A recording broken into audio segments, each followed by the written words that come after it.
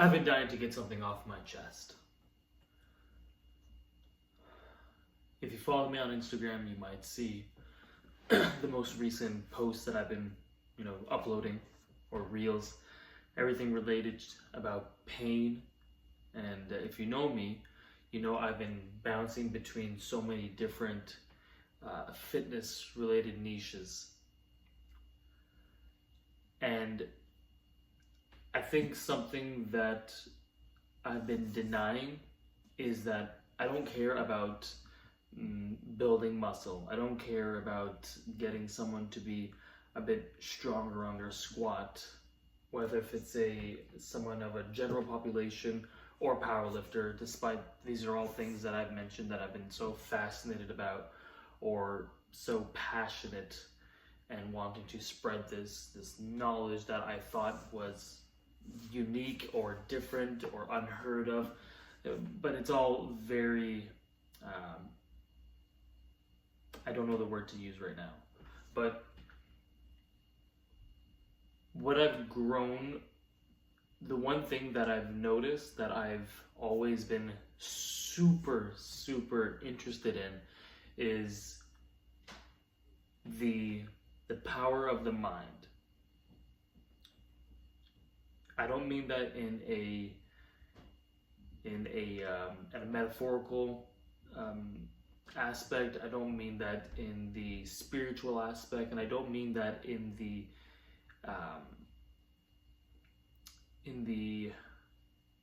what's the word?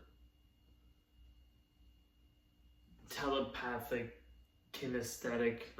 telepathic, more on that side of things. More so just how the mind shapes our reality. More specifically, the human experience. Now, this is going to be, I'll be bouncing through so many different topics or so many different ideas and thought. This is really bothering me. Super ergonomic. Whatever.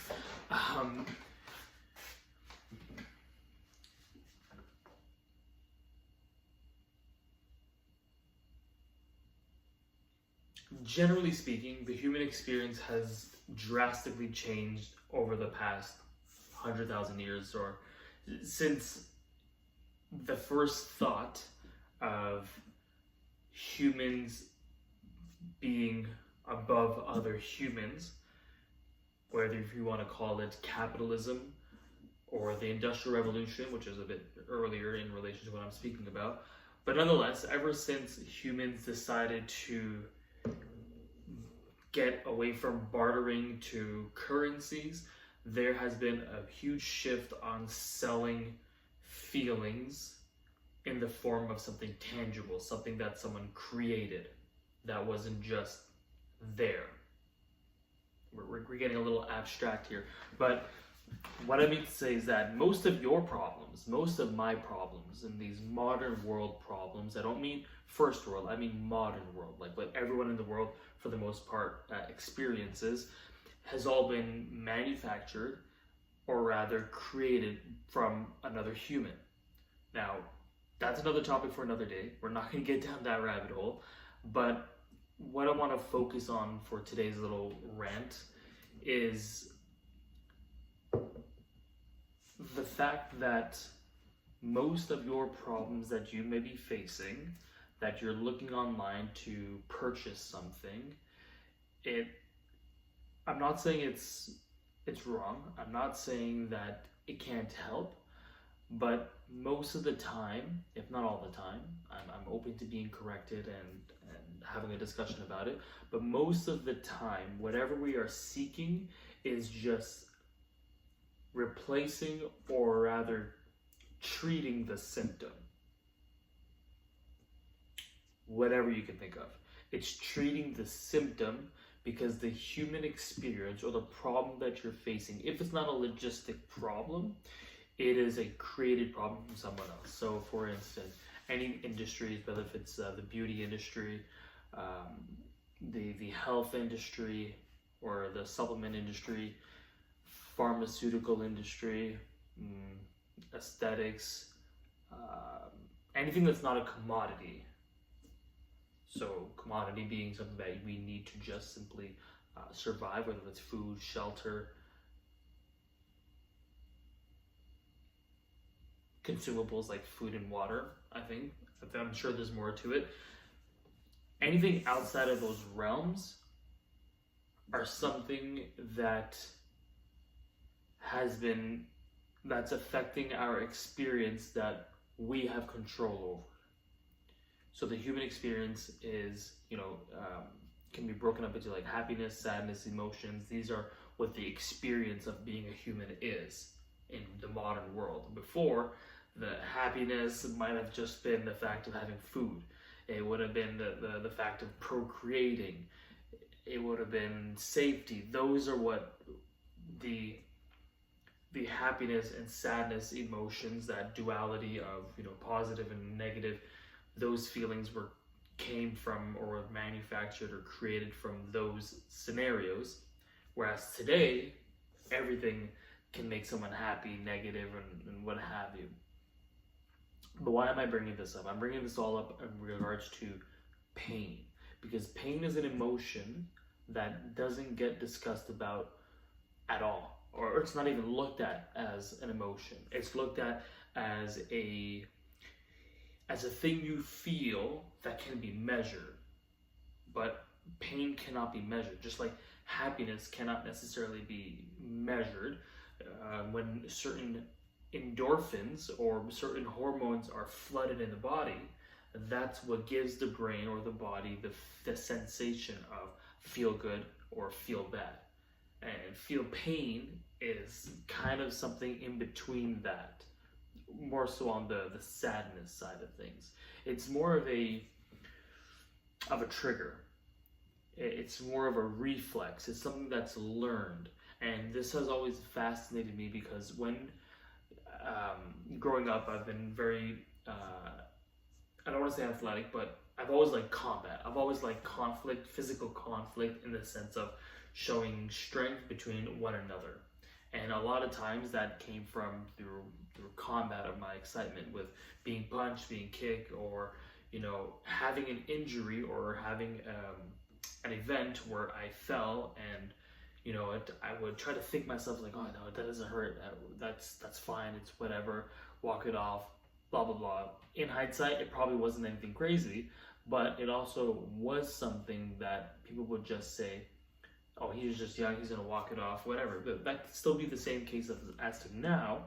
But the main difference is not that, it's not the fact that pain receptors have changed. It's not the fact that you are you're more fragile in that sense.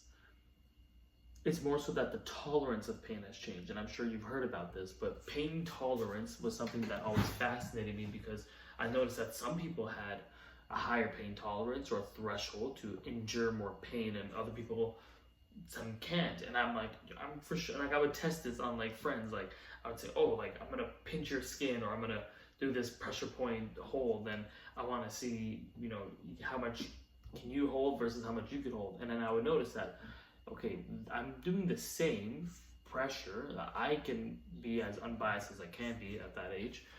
And I'm noticing that one person is feeling more pain than the other. And it just didn't make sense to me why that be the case. Like, I'm doing the same. What's going on here? But it seems that as we get older, we start to believe that your pain is, well, it's weird because some people do understand that it's unique to themselves, and that is the truth. Pain is unique to every single person, but everyone is being sold on treatments that treat the symptom of what is causing said pain, but not realizing that what's causing the pain is the story that you have developed yourself, consciously and unconsciously. Let's rewind it back, and I'll try to explain it in a different light. Think about you being in a relationship.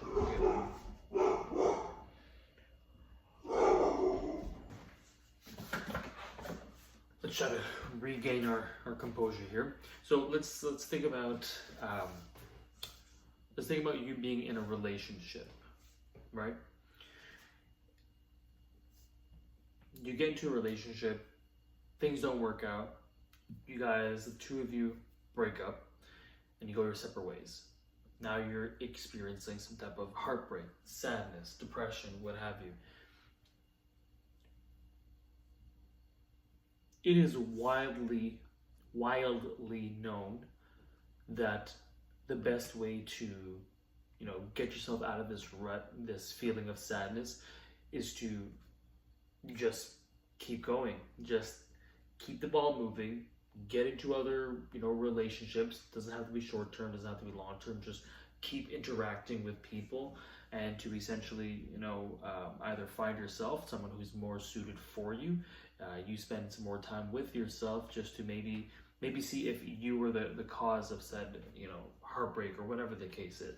But it's not about going to, numb the pain with alcohol, with drugs, or substance abuse. It's not about, or even action abuse. Maybe you are deciding to just lay around with a bunch of people just to, again, numb the pain, numb that feeling, numb that symptom of the sadness. Sure, you might have some friends, or if you're younger, you might, or immature rather, you might have people that will suggest, just go sleep around and be fine. But it doesn't really change your forward outlook, or rather your trajectory of other relationships in the future. What instead you should be doing is focusing on that relationship, or whatever has caused the breakup itself, or you just replace that feeling, that symptom, with another relationship that might be better suited for you. However, that heartbreak triggers something whenever you are in a situation that reminds you of that scenario, that heartbreak. That pain, that emotional pain, is what you're experiencing. So this is the same exact thing when it comes to physical pain, and this is what I just want to kind of tie in together here, is that the physical pain that you might experience on a day-to-day basis, whether it's, acute pain, so that being an injury that you just got or just received, or chronic pain, when that sensation of pain lingers for longer than the healing period. I won't go too much details with that, but this is just something that I want to, again, kind of start the conversation about pain and how the modern world decides to approach it with all these different methods of consumption, whether it's pills, maybe compounds, injections of some kind, or physical treatments, which out of those three things is probably one of the, actually, scratch that. Each one of these three approaches to treating pain is a piece of the puzzle of curing or reducing the pain sensation. All three of them. Painkillers, compounds, chemical compounds, and even physical therapy, whether that's chiropractic treatments, physiotherapy, massage therapy, anything under the sun that requires someone manipulating or adjusting your body to some degree. They're all aspects that needs to be approached when it comes to pain, physical pain, emotional pain. I'll stick to physical pain, even though pain, as I mentioned before, pain is emotional pain. Pain is emotional experience.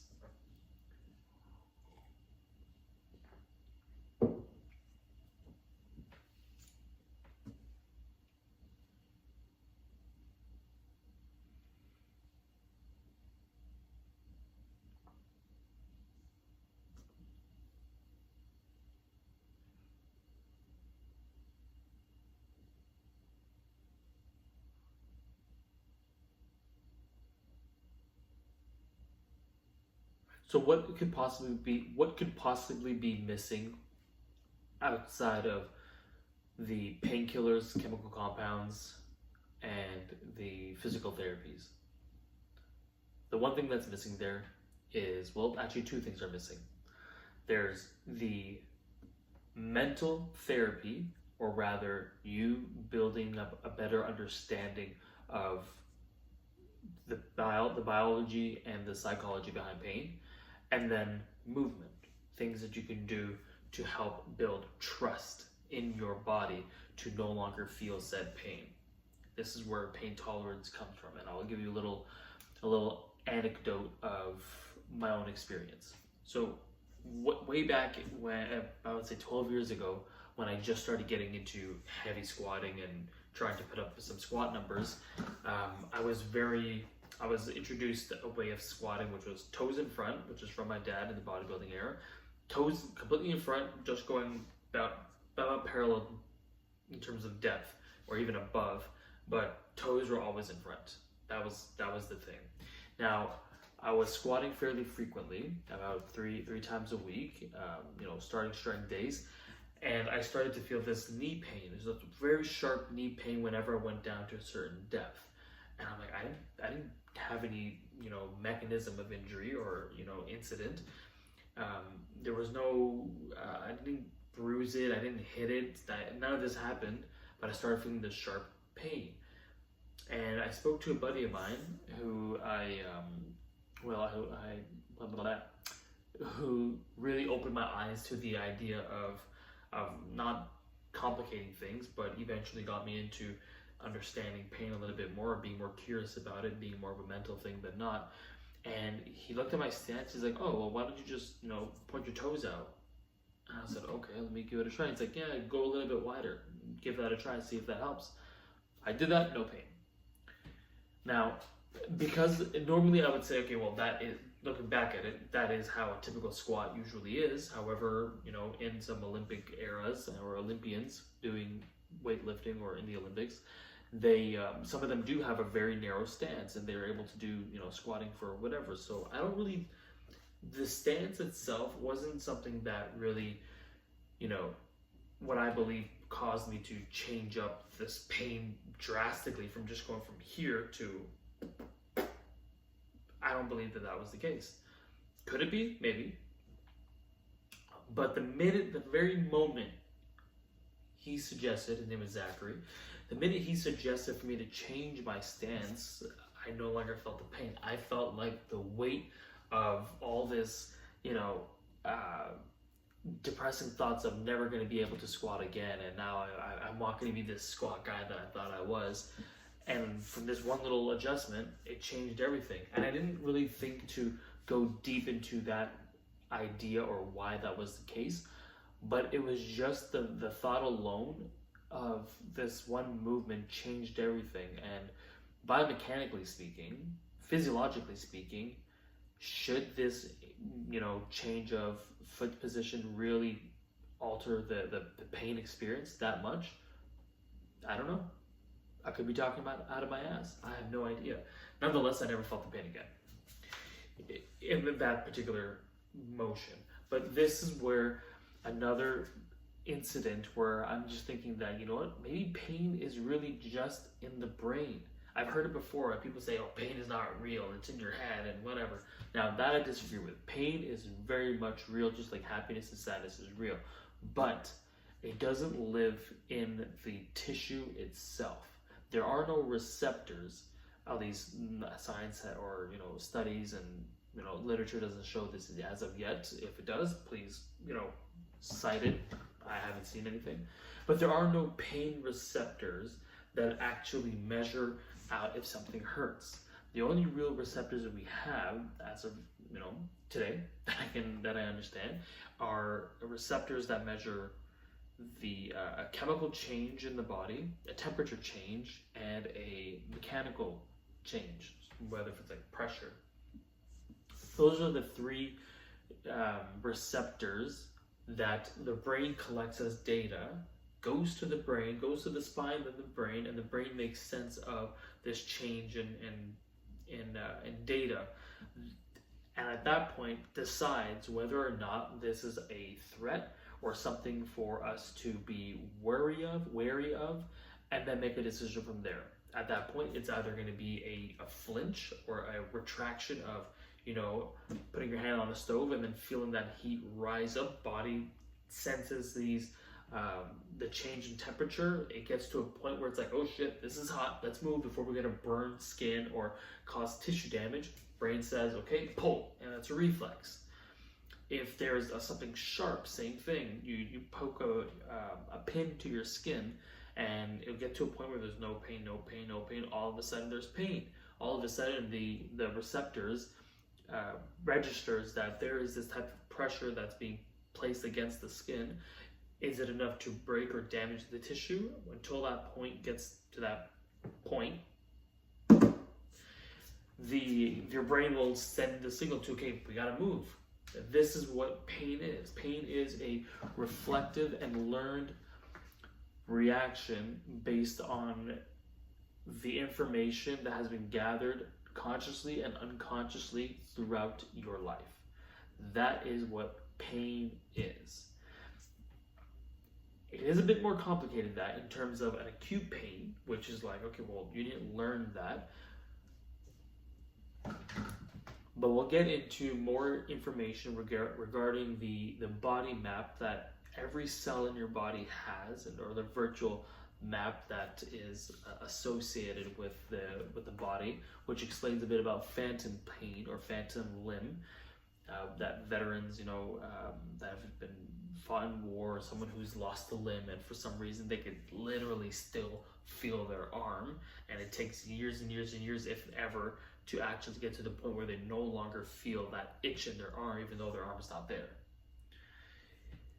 So I'm kind of giving you a little bit of insight of everything that has to go around with pain, and it's so fascinating to me because of the implications regarding these experiences that we as humans now feel, and the approaches, or rather the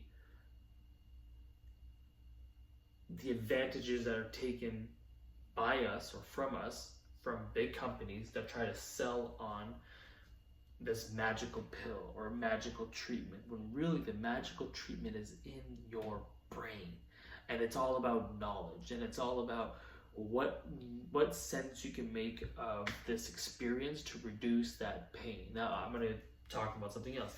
If we look at monks, Shaolin monks, or people that meditate, I don't know if it's priests per se, but let's go to the extremes of Shaolin monks, or people that fight, that constantly put their body in a state of damaging tissue. Monks do crazy things. They do things to the point where it's like, that should break skin. Being kicked in the balls should hurt. Being choked or strangling or holding yourself should hurt anyone, or should, cause a lot of damage. But it's not like they just are born that way. They train in a way to disassociate from typical things that would cause pain.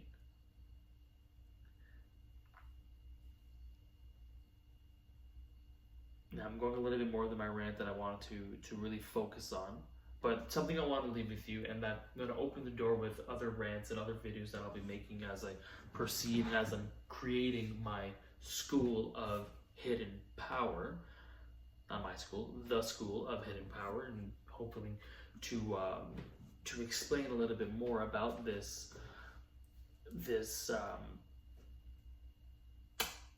not unexplored, because it is explored. The information is there for people to learn. ChatGPT it, Google, YouTube, the information is there, but I don't think it is not talked about nearly enough in a manner that allows you to think for yourself and explore it yourself without being hocus pocus into something else, into taking cortisol shots, into taking BCP and healing the tissue, when really your body has the ability to heal tissue to the most that it possibly can within 6 months. and after that the healing process is done. But the trust building to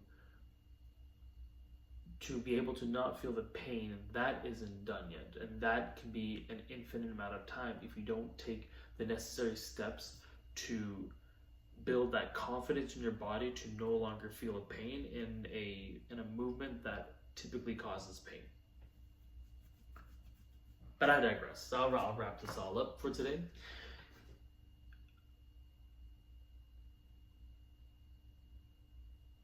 Bottom line is, what I hope to do with this channel and with all of my content is open your mind to the possibility, with the evidence of course, that what you have in your body, in your skin, in your mind is enough to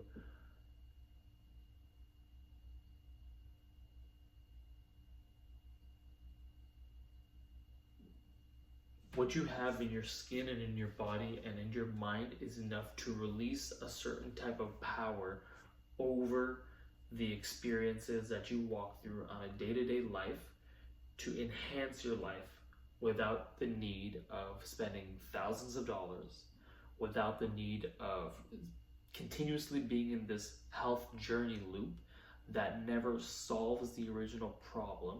And now, just to touch on that, you can't expect to improve your quality of life, or rather your experience. You can't expect to solve your experience by using something that is outside of your body, because your reliance now just becomes that thing that's outside, and now your human experience is now shackled to this supplementation that you're doing. There is a better way to word it. I will get better at it. But the idea is to relinquish the need to be dependent on outside sources to feel better.